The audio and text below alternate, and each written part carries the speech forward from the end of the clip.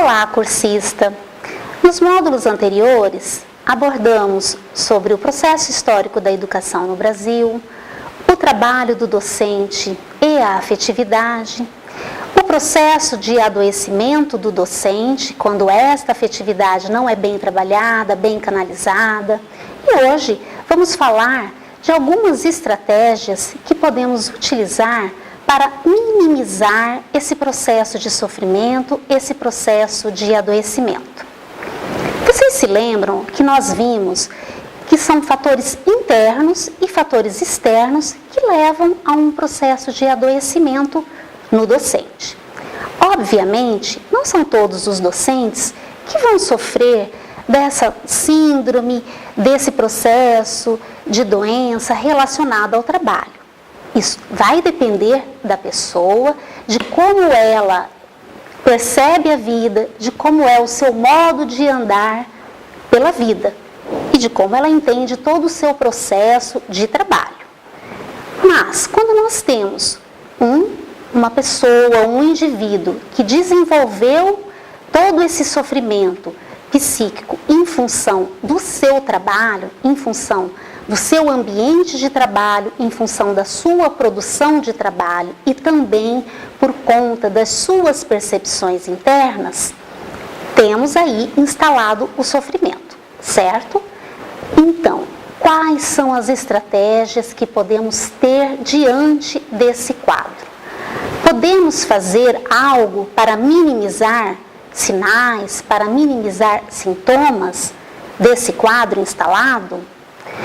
Podemos ajudar, apoiar quando percebemos na nossa comunidade escolar que temos um docente, que temos um educador que vem desenvolvendo esse tipo de sofrimento?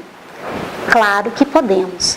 Estamos aqui justamente para falar que este é um problema do indivíduo e da coletividade. Esta síndrome, este processo de adoecimento, ele não acontece sozinho com a pessoa isoladamente. Essa pessoa está inserida num contexto que a levou para isso. Então, nós temos sim como apoiar, como ajudar, como auxiliar. E algumas estratégias são fundamentais para amenizar esses sintomas ou para prevenir que esses sinais, que esses sintomas, que essa síndrome seja desencadeada, que a doença seja instalada. Vamos falar do papel do gestor escolar. O quanto o gestor escolar é fundamental no processo de liderança da sua equipe. Um bom gestor, um bom diretor escolar, ele tem que estar muito atento à sua equipe de trabalho, muito atento à sua equipe de professores. Ele pode ser um desencadeador, como ele também pode ser alguém que apoia, que auxilia e que minimiza todo um processo que possa levar ao sofrimento da sua equipe. Como é que o gestor pode ser alguém que vai desencadear? As relações de trabalho são extremamente delicadas. É necessário que haja liderança, que haja espaço para escuta, para uma escuta qualificada. Então, o diretor da escola precisa ouvir os seus professores, precisa se atentar quando os seus professores reclamam do ambiente de trabalho. Ele precisa verificar o que está acontecendo com o seu ambiente de trabalho, com aquele local onde ele lidera. E ele deve exercer a liderança e não simplesmente a chefia. Como ele vai fazer isso?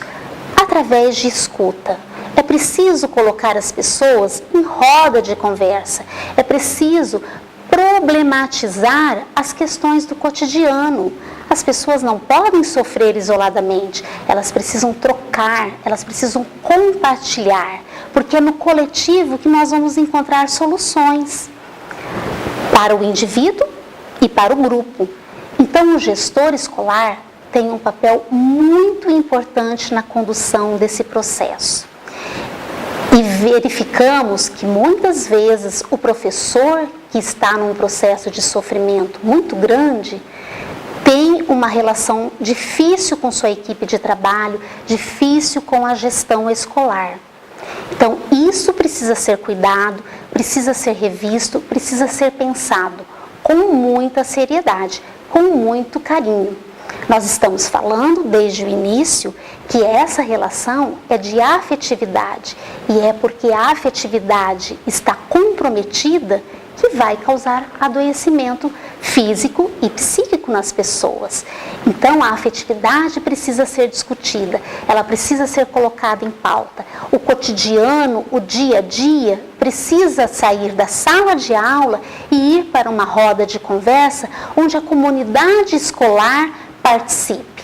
E quando falamos de comunidade escolar, falamos do gestor, do professor, de todos os educadores, do aluno e dos pais. São esses elementos que fazem a comunidade escolar.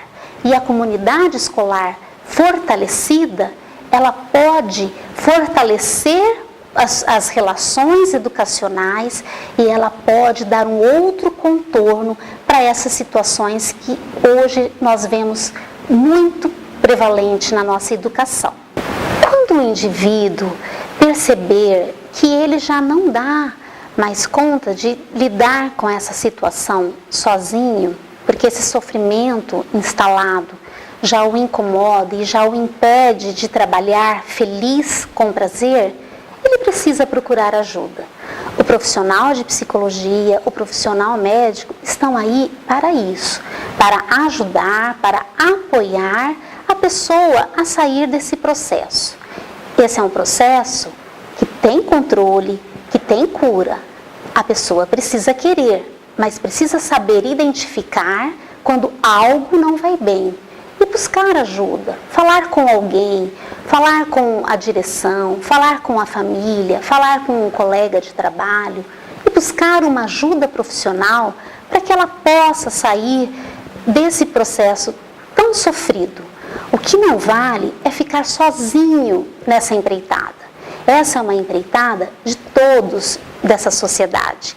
Essa é uma empreitada de política pública, essa é uma empreitada de gestão escolar, essa é uma empreitada de todos nós docentes. Todos temos que estar empenhados em dar o melhor, em não desistir, mas buscar o que for necessário para melhorar a nossa educação no Brasil.